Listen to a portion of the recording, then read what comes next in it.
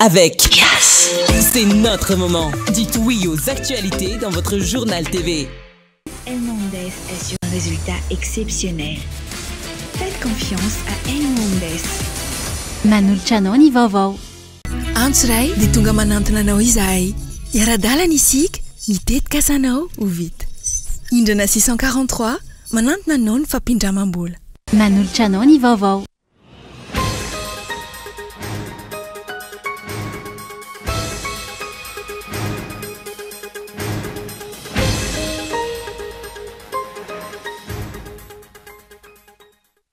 Maro ny ezaka tsy maintsy atao manoloana ny ady amin'ny herisetra ka tsy tokony hanona fotsiny amin'ny fanaovana fankalazana sy fihetsiketsehana ny fanamariana ny valomaritra.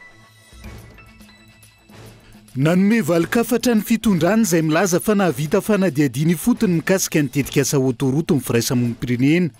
Ny Transparency International izay mitaka ny mangarahara mikasika ireo taratasy mirakitra ireo dingana rehetra nolalova ny tetikasa. Tsy mamaly ny olana rano miandro no toliara ny fizaram-bary raha ny faniohikevitra ireo mponina androany. Ny fizarana vaty samihafa izay nambara mpitondra hirosoana manoloana ny fahavoazana sy ny fiakaran'ny rano amin'izao fotoana izao. Tombanana hiditra ny tanety Rapitso maraina ao amin'ny distrika ny Vohimarana Sambava. Ilay andro ratsy raha ny fampitambavao avy eo anivon'ny Foibe famantarana ny mety ho toetry ny andro. Any velany olona raika amin'ny 70 no maty tany andrefany Siria. Tao anatin'ny 420 ora vokatry ny fifandonana teo ampitandro ny filaminana nalefa ny governemanta sy ireo vondron'olona amin'ny tampiadiana manohana ny filoha sirianina teo aloha. Ny Antsiprian'izay.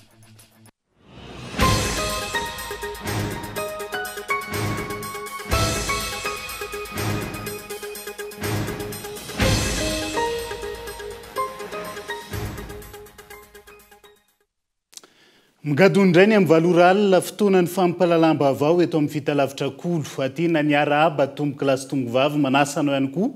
Anaraka ny Antsiprian'izay toy ny mahazatra matoa an-datsoratra avy hatrany no ndeha nokafatsika ny fiarahana amin'ity alay ity.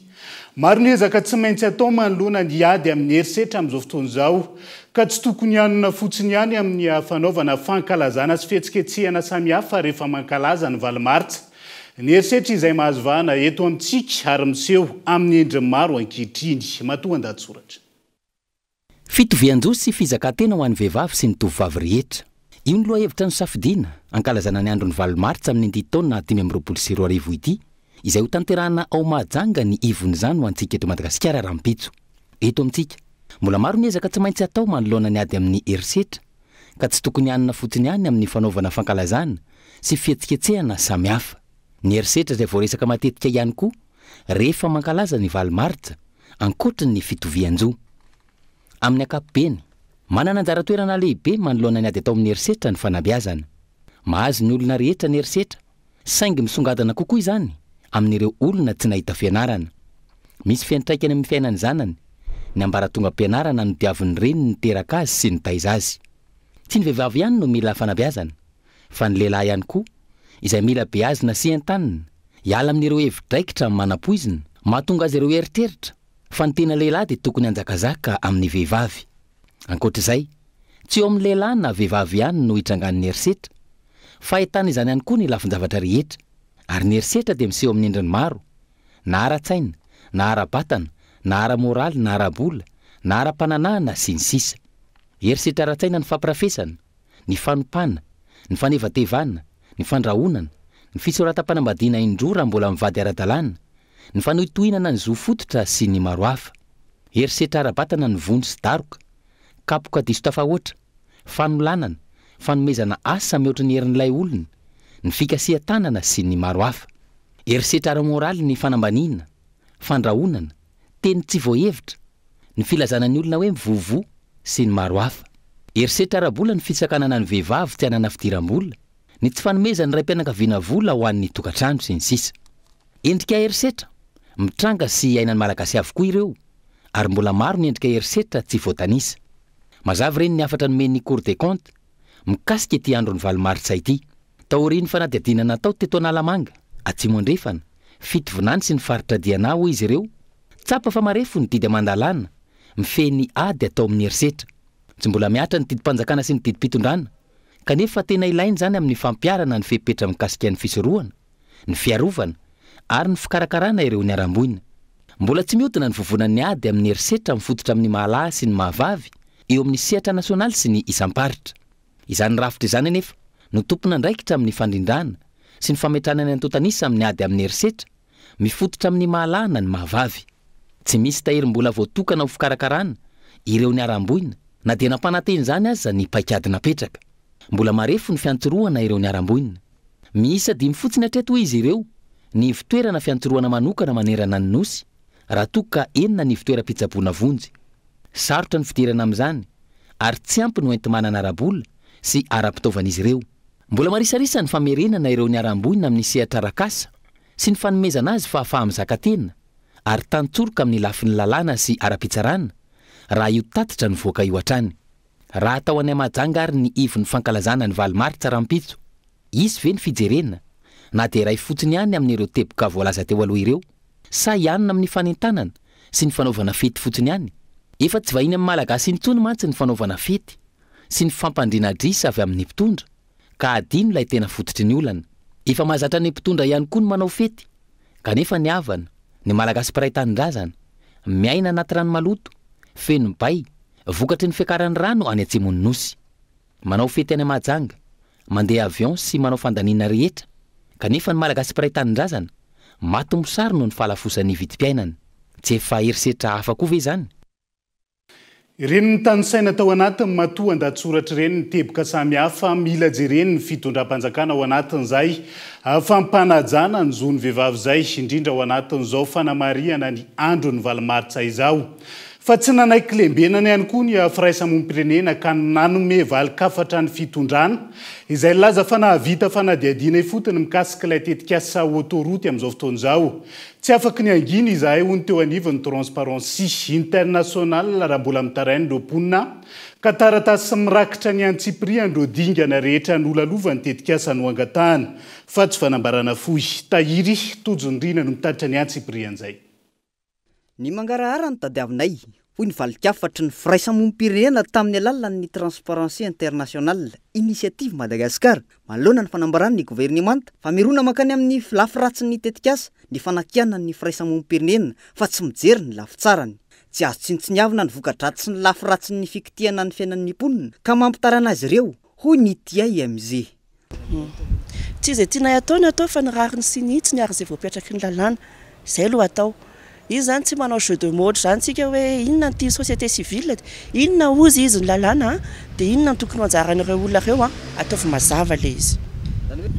etsy-andany koa matoa ny olona mitabataba ohatra ireny efa miantra manainy le situation satria ireo tanimbary ireo etsetra mpamboly inge ireo olona ireo io ny fivelomany le izy zany tsy afaka miteny fotsiny tsika hoe nary fanjakana hoe manamaivana le côté positif satria izahay tsy afaka manamaivana le côté négatif koa matoa le olona miteny misy zavatra tokony atao anazy ao ary raha natao ny procédure rehetrarehetra atao vita mazava hoe aiza le lalana mandalo aiza inona no atao an'ireo olona ireo aiza na afanay mahazo an'izay fanazavana izay dia tsy tenenina fotsiny ohatry fa aiza le document afanay mahita hoe tena zao le izy dia miara-midinika eo tsika hoe ay afitra zany reto olona reto tsy voakasika an'izao tarana ny mponina no antony hijeron'ireo firaisamom-pirenena misy 7 ireo fanazavana amin'ny antsiprian'ireo dingana nirosony ny fanjakana ny takina izay marika fa mangarahara sy madio ny fijerena ireo mponina voakasika raha mitaraina sy manao antso avy ireto farany misy dingana tsy natao ny fampiresaka tamin'ny vahoaka mivantana marina ve ny mpitondra fanjakana raha eny asehoy ny taratasy nanaovana ny fanadiadiana sy ny fifanarahana maneo fa misy fiarovana sy fiahina ireto vahoaka ireto tsy sanatria hoe mitsikera foana ny zavatra atao fa ny zavatra tsy mety koa tsy maintsy tenenina ary raha misy fandaminana nataony dia aleo hita maso le izy hoe aiza matoa le olona menimenina dia tsy hitany le izy zany aiza le izy ataovy mazava le izy atao vitany rehetra hoe nisy fifanarahana natao tamin'ile olona ary mahazo ny tokony anjarana izy amin'ny resaka compensation nanome consentement izy meloa nazavaina tamin'ny zavatra nitranga ary manita izy éclairé zany le consentement anjara fanjakana mijustifier zay version nataony fa ireny aloha ny olona tonga teo aminay ary hitanay hoe satria zay koa tonga teny nakasary ny resaka taminy legitime ho anay ny fahafahany filazan'ny olona zavatra mitranga aminy raha ohatra hoe misy olo-kafa ny ambadika any ka mahazo tombony kokoa na hoe ny karakaraina kokoa dia ataovy mitovy ny fikarakarana ny olona rehetra zany hatria misy olona tsy mahazo ny sahaza azy matoa le olona menimenina antota taratasy feno mazava amin'ny atsipriana no ilaina fa tsy fanambarana foy milaza ho navita fa nady adina ho iatrany ny tale mpanatateraka eo anivony transparency international aradrariny ny fitarainan'ireo mponina amin'ny firaisamonim-pirenena raha tsy mazava ny dingana no lalovana ny firaisamonim-pirenena izay natsony ny mponina ijery ny mahazo azy ireo manoloana ny tetikasa ka nanao fa nady adina mipetraka ny aya ny amin'ny fanaovana tetikasa botolo sy mandingana ireo fepetra tsy maintsy arahana na eo aza ny ameana tsy azo atao tsinotsinona ireo mponina tototra tanimbary sy ireo toeram-pambolena ary manandanja ny zoma olona fa jivaolana amin'ny rano miandro no toliara ny fizaram-bary raha ny fanohi-kevitra voaray androany na eo aza ny filazan'ny mponina na eo aza ny filan'ny mponizany amin'izao fahasahiranana mianjady zao ny fizarana tosika fameno izay voalaza mpitondra fa irosona manoloana ny fahavoazana sy ny fiakaran'ny rano ao toliara ankehitriny ka etao andriatsilavo izy ny fizarana tosika fameno ao toliara ary toy ny ireny vohim-paritany rehetra ametrahana tompam-pamokarana herinaratra mandeha amin'ny herin'ny masoandro ihany koa ao an-toerana ankoatra ireo fanampina no tsinjaraina ny toerana dia isy ihany koa ny fizarana kit solaira isaky ny tokantrano isan'ny tapaka tao anatin'ny filan-kevitry minisitra ireo malona ny fahavoazany mponina ao atsimo nosy taorian'ny fandalova ilay rivodoza afaranteo indrindra ny tao toliara ny fanaraha-maso ny fampiarana lalàna amin'ny resaka urbanisme no vahaolana manoloana io fiakaran-drano io tsy vahaolana ny fizarana varitra ny fanazavana voaray tsy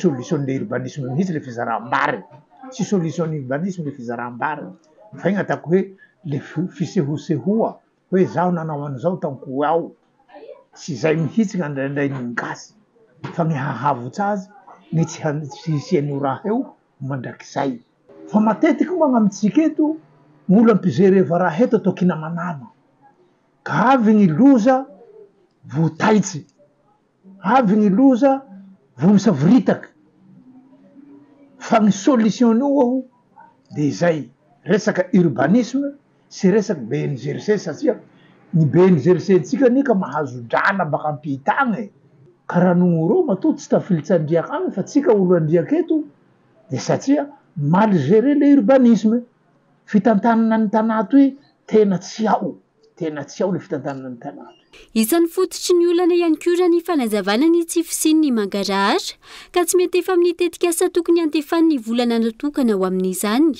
ohatra amin'izany ny sapana mpamonjy vona ao toliara sarotsy ny hamonjy olo na hoda amin'ny situation misy antsika zao satria na ny pompier-ntsika aza mijaly na carburant tsy anagnany pompier tomobily tsy anagnany pompier tsy misy raha anagnany pompier nefa no hagnavosany olo reo fa laha misy andalam-bola tokony higerena raha raiky tokony ho affecteva amin'igny raha atao le raha fa tsy hatao fisehoseho avao zaho tsy contre le fizaram-bary fa le fizaram-bary moa lasa le tany ro mahantraka mangataky tsy ahivona trany miaina ao anaty rano maloto ny mponina ao toliara amin'izao fotoana ary efa maro ireo marary tongotra tsy salama vokatry ny fiandrona ny rano ny fampianana io rano ao anatin'ny fotoana fohy no takin'ny mponina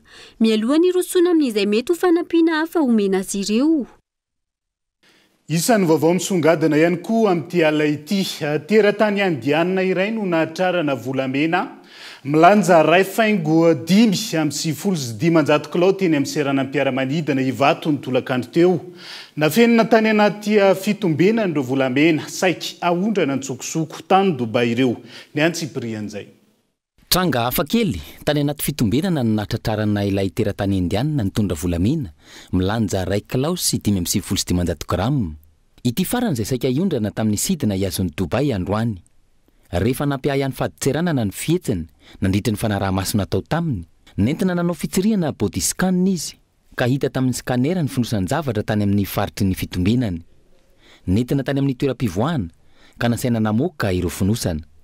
Rehefa nojerena, vovobolamena ny tao anatin'ireo fonosana misa 4 nivoaka. Raha ny fanazavana voaray, mitoy ny fanadiadiana afantarana ny momba ity fikasana hanondrana volamena ntsokosoko ity sy ireo mpiara-miasa aminy. Tsy ivina atrany, ny farany volana janoary lasa teo, napetraky ny piraitsy-kombakomba mialoha tany amin'ny toeram-pivoahana ao amin'ny salle d'embarquement ihany koa, ny volamena milanja 2 kilao sy 770 grama, ary mpandeha iray saika iondrana tamin'ny sidina Ethiopian Airlines no sarina tamin'izany. Raha ny loharanom-baovao azo, maro ireo teratany vahiny mivoaka sy miditra eto Madagasikara mampiasa ity fomba fitondrana volamena hivoaka ntsokosoko eto amintsika ity.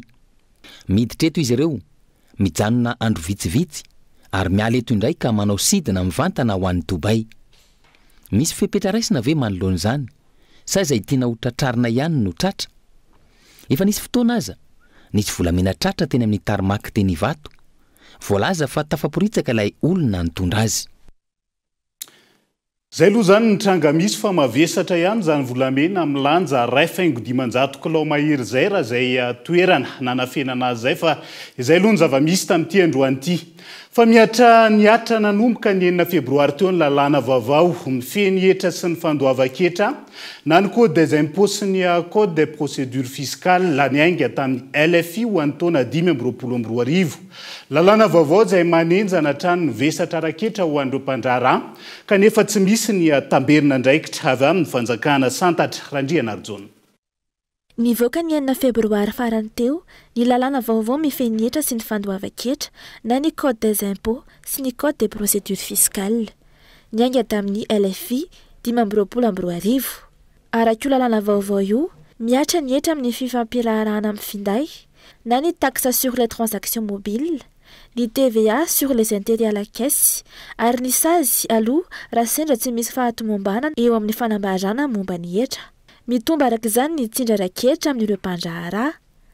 Raha ilay resaka hetra amin'ny transaction mobile fotsiny no jerena, ho sahirana ny mpandraharaha ka tsy maintsy hisy fiantraikany amin'ny mpanjifa hoy ny mpahay toe-karena. Mety hisy impact zay zavatra zay raha ohatra ka ny lafiny ara-ekônomia jerena, satria tsapantsika zao ankehitriny fa miroborobo be ny transaction mobile, fametrahana ny impôt sur les transactions izany dia famonoana ihany an'le transaction mobile na ihany koa hoe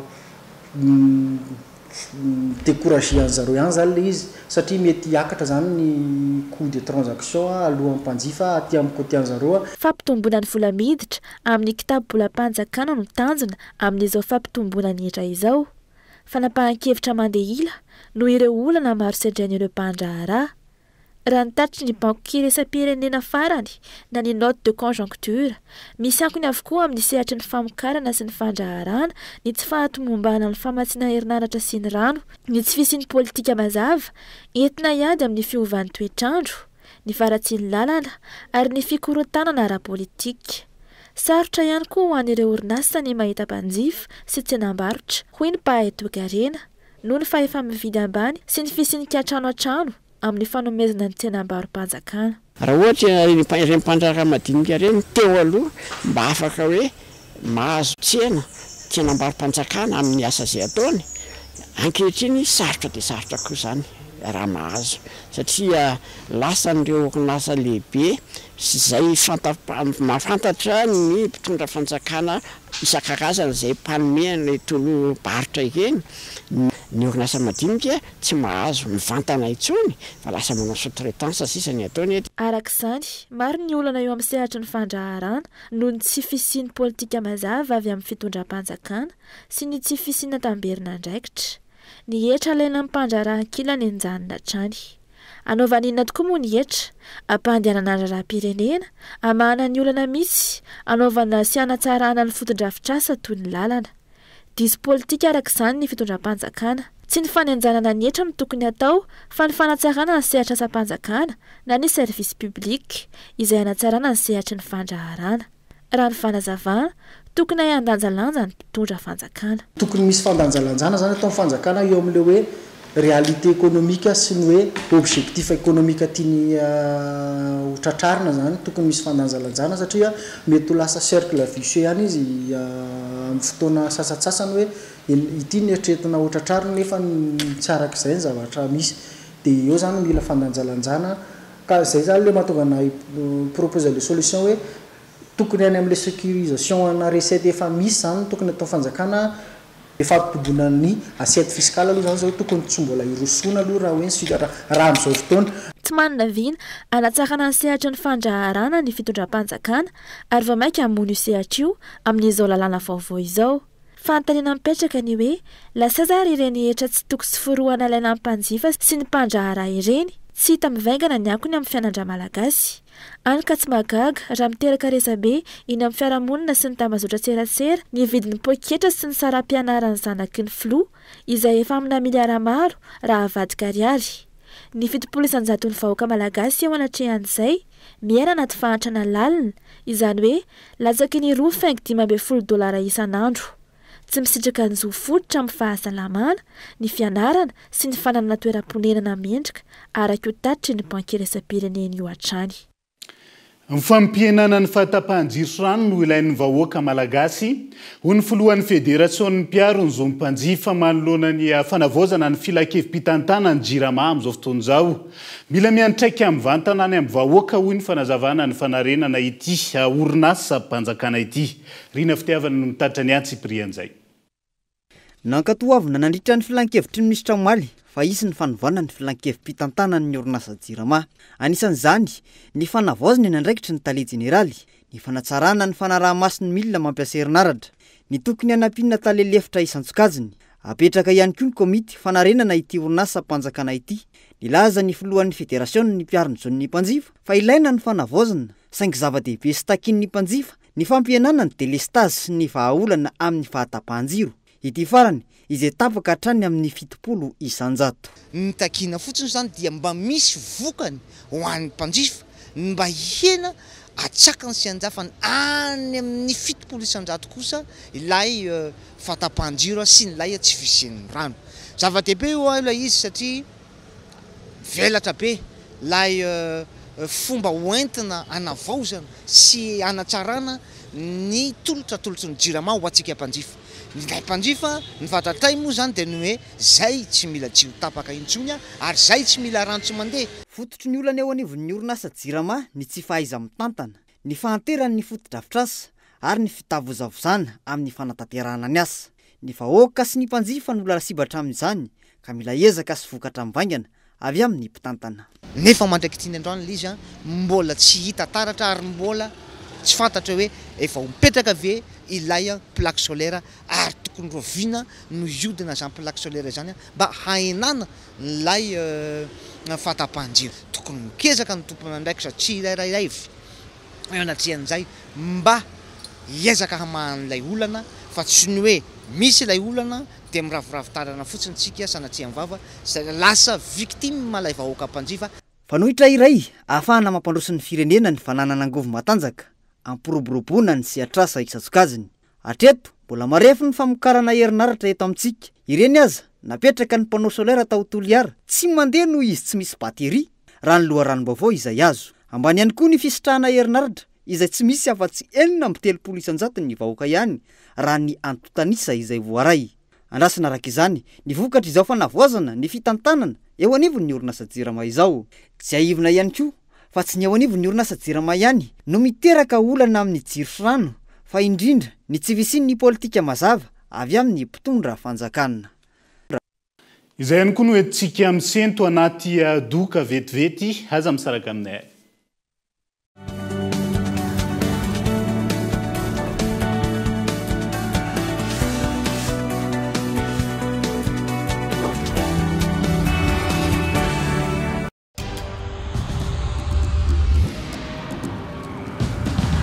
tsika miara-miketrika ilay ho avy mamiratra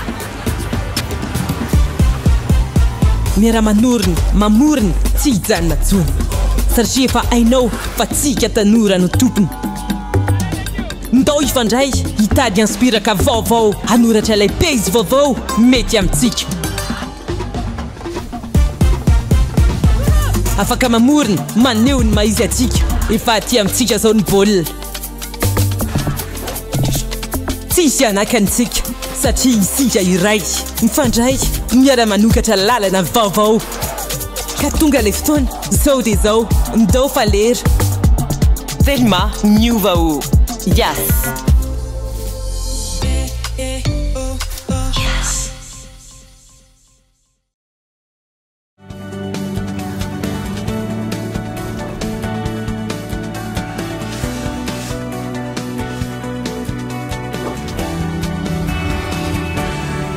Mamerina ny araba hatrany tonga kilasy tombovavy tonga soindray atao anatin'ny tapany faharoa amin'ny fampahalalam-baovao amin'ity ala ity.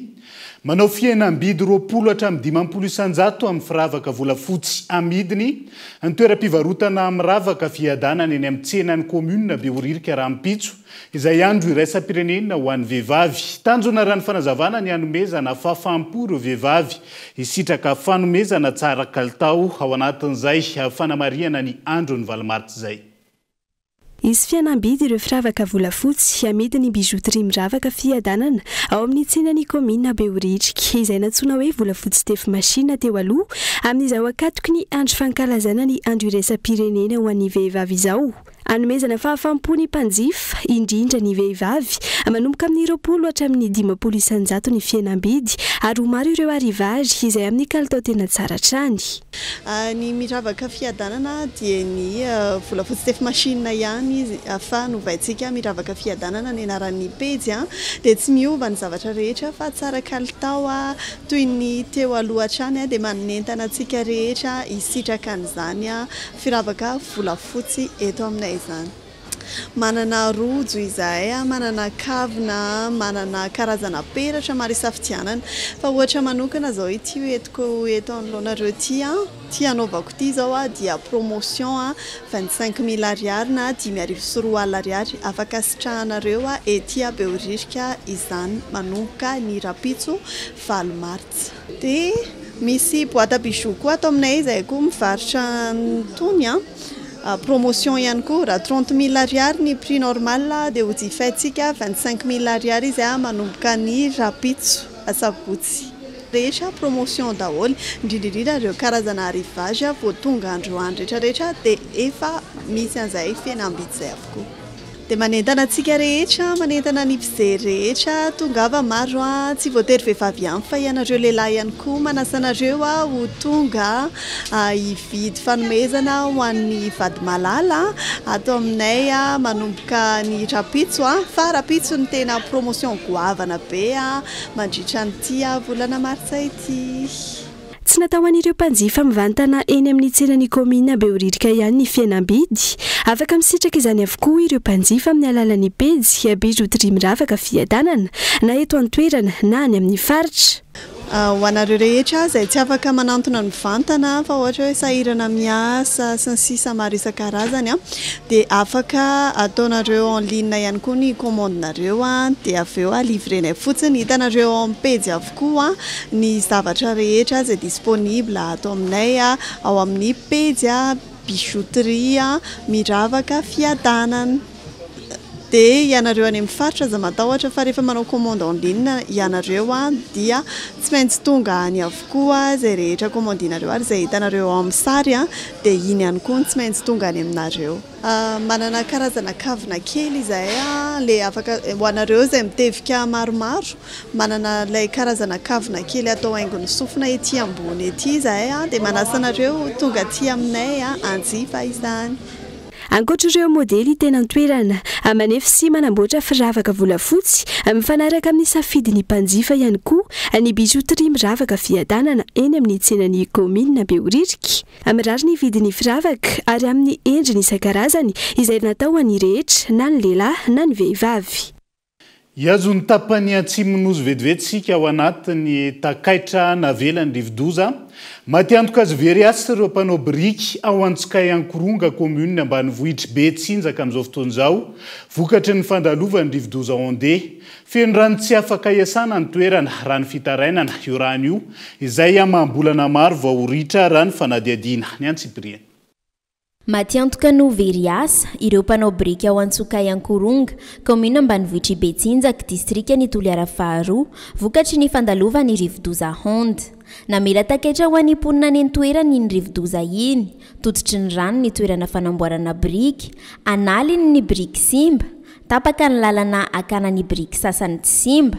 Simba ny trano fonenany no sady difitry ny rano hatramin'ny fasana. Zahay zany raha tsy tia zany asa fiasa fivelomana asa briky.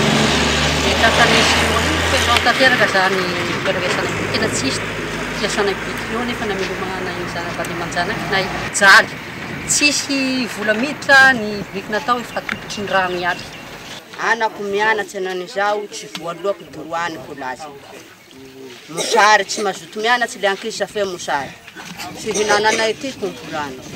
Ao brikinay masaky ty ao 2,5 sy 500 isaky mandeha kiray jay. 2,5 sy 500 kompo anay rano. Zay henane zao mifady hane 3 andro. Tsy mihinan-kany. Piasa briky zahay dobo rano amizay toy ty brikinay zany anaty midobo anaty rano ao. Izahay kia zao ty tragnonay kia dobo anaty rano ao. Mijaly zahay. Tsy misy asa hasainay, tsy misy haniko hany. Zahay atoa kobony rano. Maro ty niasanay briky fa indroa zay misesy manao ni fa taloha mba ni hafa. Fa amizao natoy ny rano baka singo agny na harona mangatabo koa gobo zay nanjo. Tokony tsy angataha andro fa tonga de jereo fa izao mahavoanay. Hatra amty lolonay aby mila bagnatarana ty aty. Raha toy manjeky mare. Tena tsy misy azonay atao hoe fivelomana. Perte mihitsy zahay tsy misy. Manoloana izany dia mitaraina sy mangataka fanampina amin'ny fitondram-panjakana ireto mpanao briky, ijerena ny amahana ny olana mianjady aminy na ara-tsakafo izany na ara-bola. Fa ny fahitan'izy ireo ny abetsahany rano dia any amin'ny farany taona vao ritra, nefa ny orana mbola ho avy hatrany raha ny fanazavany. Asa firy tao koa laha maharitsy vasa toy Novambra Desambra any laha manome ty tompo miasa zahay. Fa laha tsy misy zay fanomezan-dranahary asa afaky tao raiky no tapany any nefa mbo ho avy indray koratia. Mangataky ilay zahay Andriamatoa Ray Malala gouverneur. Mangataky zahay dongonao anabavenao Ankoronga toy. Monsieur ben tanananay henteo zahay. Jereo zahay. Izahay tandambosinao ao. Ihakoa hanan'izao agnodloanay. Magnodloagnanao raha toa anatin'ny commune Fehezinao.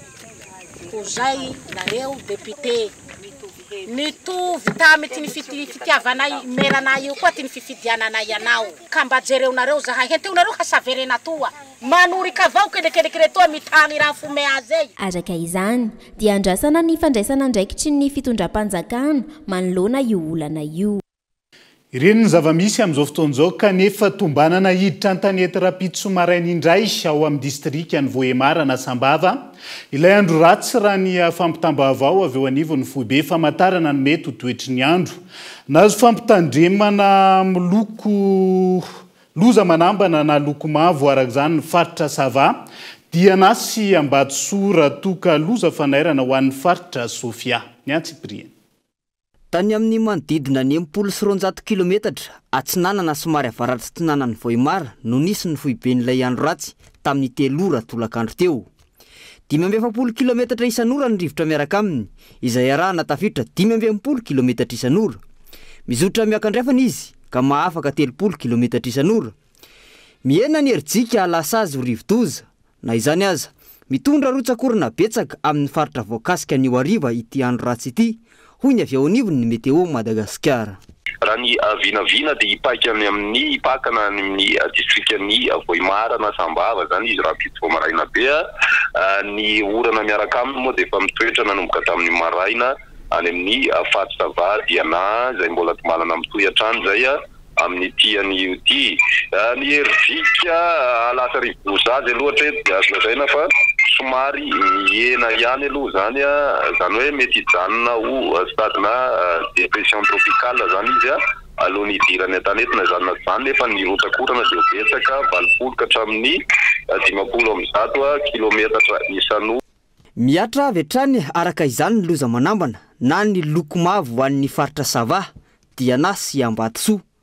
Loza fanarana na loko maitso kosa ho an'ny Sofia, Boeny, ary ny aobe salampy. Manoloana izany aho fiomanana manoloana ny filazana loza dia misy araka izany ny filazana loza manambana miloko mavo ny patridiana Savasy Ambatsoa fanahirana miloko mainty kosa ny Sofiabo eny sy be salampy ny mpampiasa ranomasina moa zany dia ahitana Fiandrika ny hoanelelelan'ny Cap d'Ambre hatrany amin'ny Manoro sy ny any amin'ny Morontsiraka avaratra andrefan'ny Madagasikara iny.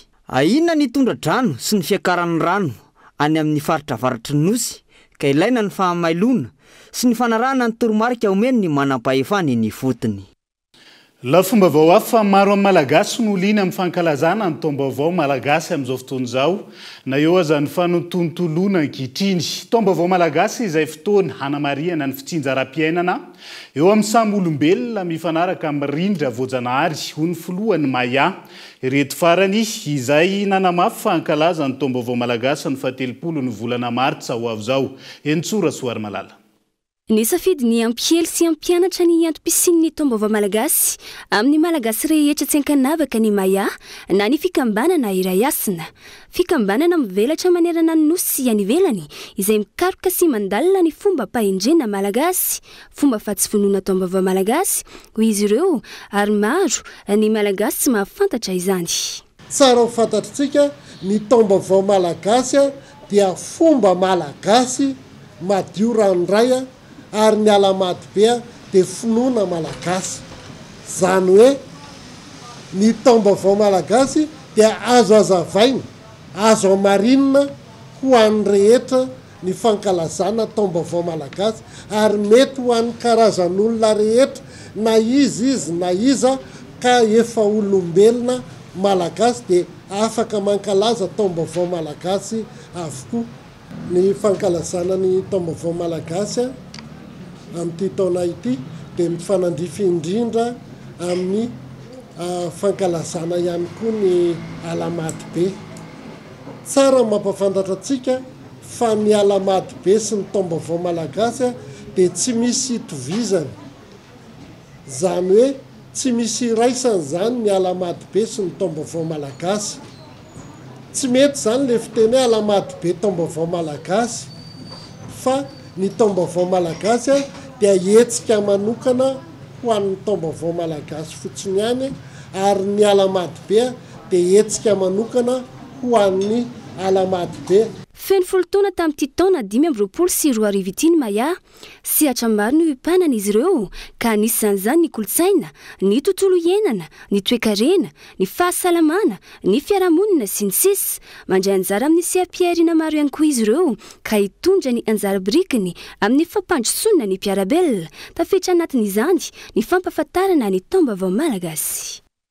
Izay ihany koa no hoentsika manakatona ny fampahalalam-baovao amin'ity ality. Ny fampahalalam-baovao no tapitra treto fa ny fandaharana hoentina aminao mbola maro isan'izany ny ankitsi-po iarahana amin'ny pasteur Edouard Tsarame avy amin'ny RMDM Saindrematoa Paolo Raolonarivo Solonavalla iresana makasika ny tsy fandriam-pahalemana eto Madagasikara amin'izao fotoan'izao sy ny fiainam-pirenena fandaharan'izay anasako anao aorian'izao fampahalalam-baovao izao. Mandrapitafa ao manaraka indray ary tombo-kilasy tombo-vavy veloma tompoko.